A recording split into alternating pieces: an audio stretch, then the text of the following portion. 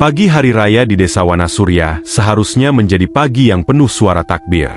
Namun tahun itu berbeda. Tidak ada takbir yang menggema dari masjid. Tidak ada anak-anak yang berlarian di jalan. Tidak ada suara ayam atau burung yang menyambut matahari. Hanya angin dingin yang berhembus melewati jalan desa. Dan jejak kaki yang muncul, tanpa pemilik. Raka adalah orang pertama yang melihatnya. Jejak itu datang dari arah desa. Bukan dari hutan. Bukan dari jalur yang semalam ditutup oleh pengorbanan Pak Dharma. Seolah sesuatu sudah berada di desa sebelum jalur itu ditutup. Dan yang lebih mengganggu, jejak itu terus bertambah. Selangkah demi selangkah. Semakin mendekati halaman masjid, tanpa terlihat siapa yang berjalan. Sementara warga desa mencoba menjalankan sholat Id dalam keheningan yang aneh, sesuatu di luar masjid masih bergerak. Tanpa suara, tanpa wujud. Dan pagi itu menjadi awal dari sesuatu yang jauh lebih aneh dari semua kejadian sebelumnya. Karena beberapa jam setelah matahari benar-benar terbit, Desa Wanasurya mulai menghilang. Bukan secara fisik, namun dari sesuatu yang jauh lebih aneh. Desa itu mulai hilang dari peta. Sholat Id di Desa Wanasurya pagi itu terasa berbeda. Tidak ada takbir sebelum sholat dimulai. Tidak ada suara riuh anak-anak di halaman masjid. Semua orang duduk dengan wajah tegang. Beberapa bahkan masih sesekali menoleh ke pintu masjid. Seolah takut sesuatu tiba-tiba masuk dari luar. Pak Modin berdiri di depan. Ia mencoba membaca khutbah dengan suara yang tenang. Namun bahkan suaranya sendiri terasa asing di dalam masjid yang sunyi. Raka duduk di barisan belakang. Matanya tidak sepenuhnya fokus pada khutbah. Pikirannya masih tertinggal di jalan desa. Pada jejak kaki yang terus bertambah. Ia yakin satu hal. Ketika ia masuk ke masjid tadi, jejak itu belum mencapai halaman.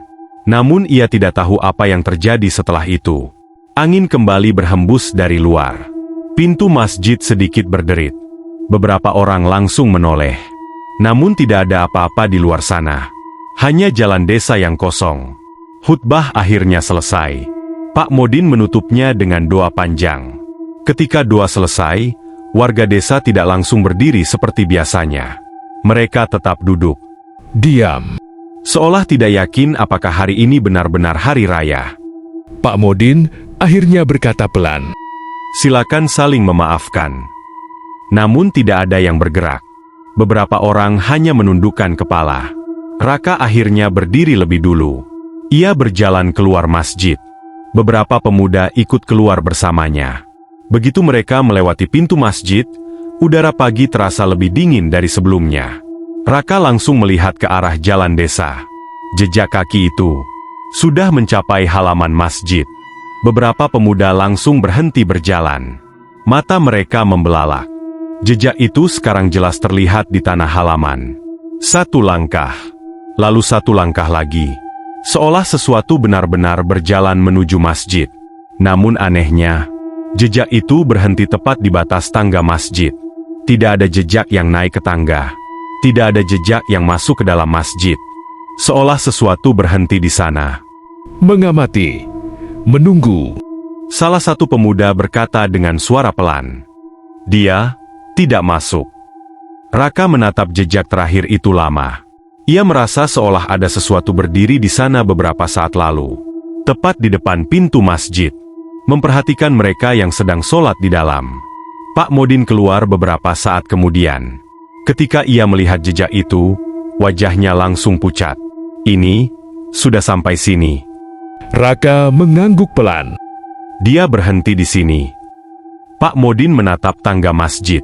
Kemudian berbisik pelan. Mungkin masjid masih menjadi batas.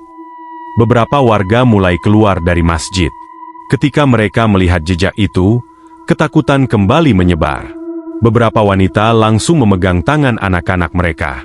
Seolah takut sesuatu tiba-tiba muncul dari udara. Namun tidak ada apa-apa di sana. Hanya jejak kaki di tanah. Dan udara pagi yang terasa semakin dingin. Raka akhirnya berkata pelan. Pak, saya ingin memeriksa sesuatu. Pak Modin menoleh. Apa? Raka mengeluarkan ponsel dari sakunya. Sejak semalam ia hampir tidak memeriksanya.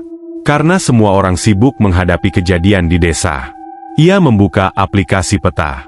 Biasanya sinyal di desa memang tidak terlalu bagus. Namun peta masih bisa terbuka. Layar ponsel menyala.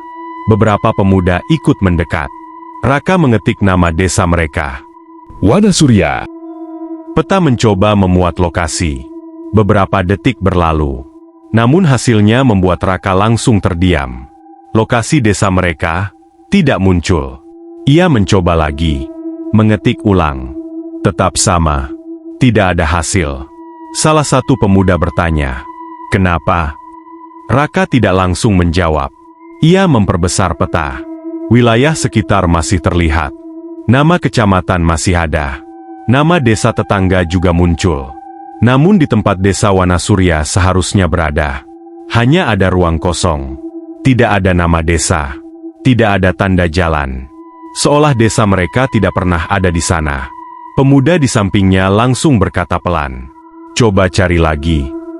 Raka mencoba lagi. Namun hasilnya tetap sama.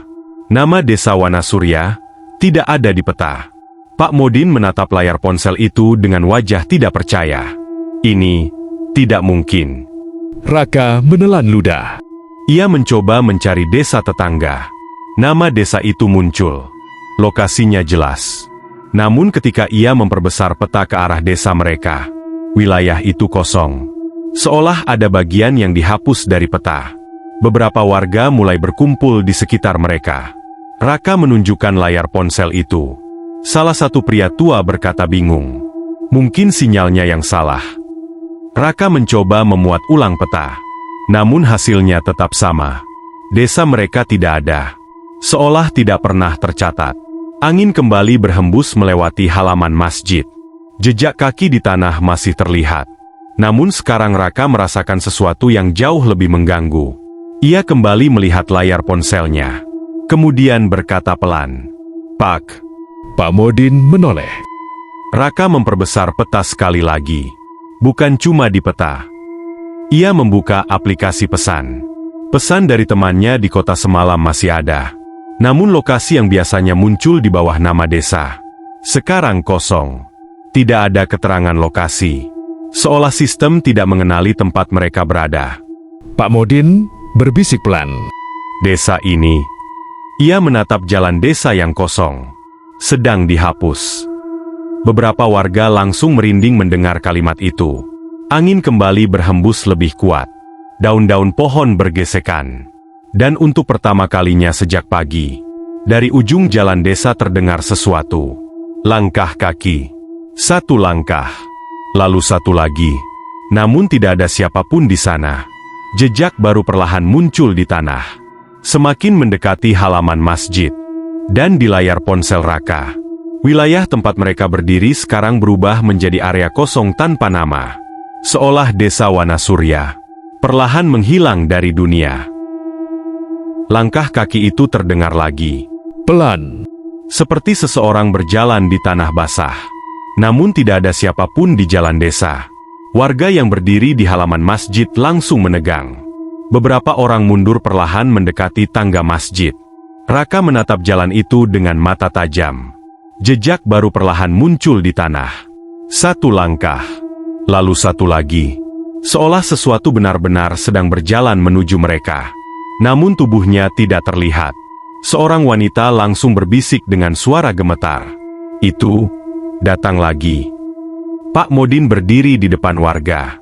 Matanya menatap jalan desa tanpa berkedip. Namun kali ini jejak itu berhenti. Beberapa meter sebelum halaman masjid. Sama seperti sebelumnya.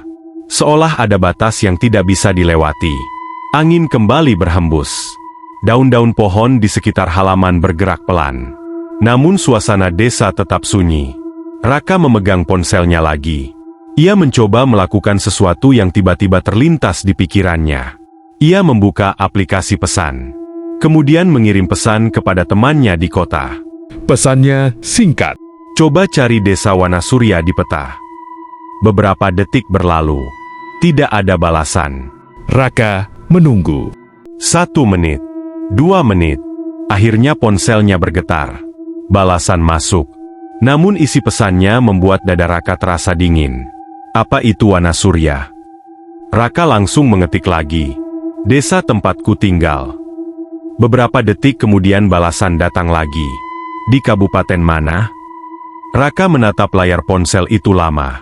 Tangannya sedikit gemetar. Temannya tidak mengenali nama desa mereka. Ia mencoba menulis lagi.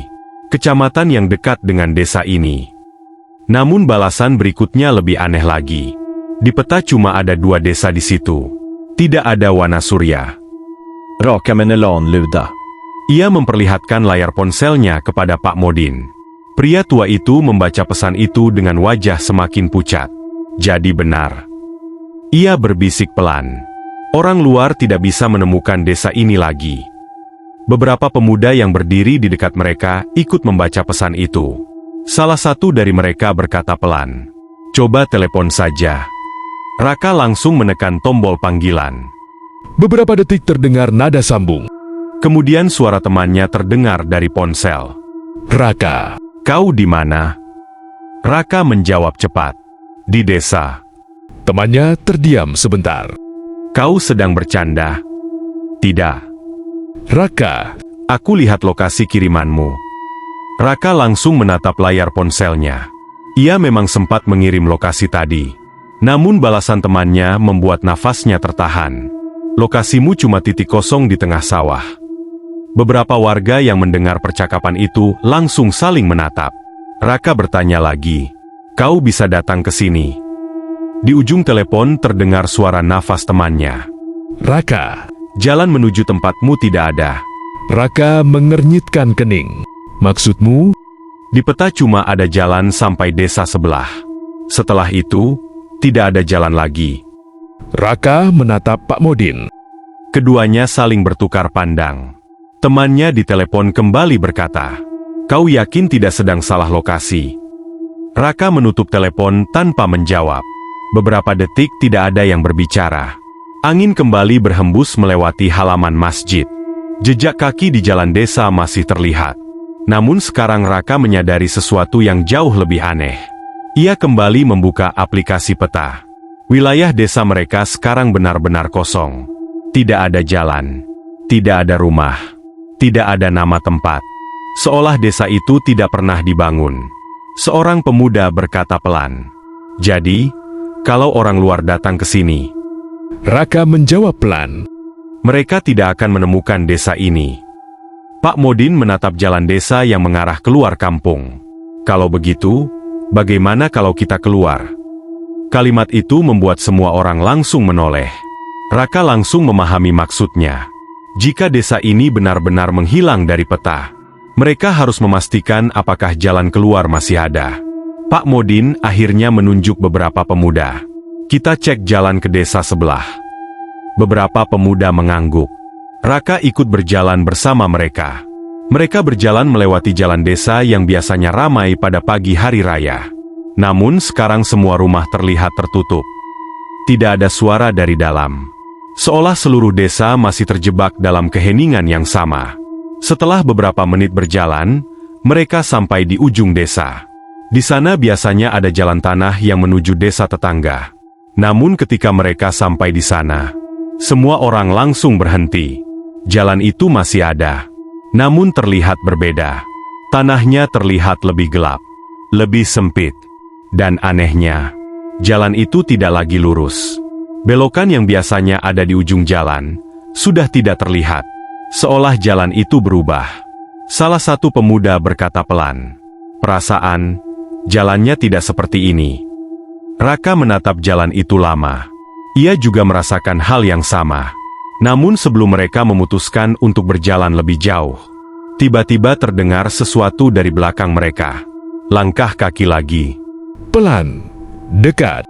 Semua orang langsung menoleh bersamaan. Namun jalan desa di belakang mereka tetap kosong.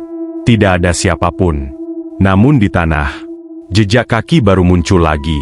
Lebih dekat dari sebelumnya. Raka menatap jejak itu dengan wajah tegang. Sekarang ia mulai memahami sesuatu. Makhluk itu bukan hanya berjalan di desa. Makhluk itu sedang mengikuti mereka. Pak Modin berbisik pelan. "Kita kembali ke masjid." Tanpa menunggu lama, mereka semua berjalan cepat kembali ke arah desa. Dan saat mereka berjalan, jejak kaki baru terus muncul di tanah, mengikuti langkah mereka. Selangkah demi selangkah. Tanpa suara, tanpa wujud. Dan untuk pertama kalinya sejak semua kejadian ini dimulai, Raka mulai merasa bahwa desa mereka bukan hanya sedang dihapus dari peta, namun juga sedang dipisahkan dari dunia luar. Seolah desa Wanasurya perlahan berubah menjadi tempat yang tidak lagi bisa ditemukan. Tempat yang hanya ada bagi mereka yang sudah berada di dalamnya. Dan sesuatu yang tidak terlihat itu, mungkin adalah satu-satunya yang tahu kenapa desa itu harus menghilang. Semalam jalur itu memang sudah tertutup. Kabut sudah hilang. Dan desa Wanasurya seharusnya kembali tenang. Namun pagi hari raya justru membawa sesuatu yang lebih aneh. Jejak kaki tanpa pemilik. Jalan desa yang mulai berubah. Dan yang paling mengerikan, nama desa ini sudah tidak ada lagi di peta. Jika dunia luar tidak lagi bisa menemukan Wanasurya, lalu sebenarnya desa ini sekarang berada di mana? Dan siapa yang terus berjalan mengikuti mereka di jalan desa itu? Kisahnya akan berlanjut di episode berikutnya.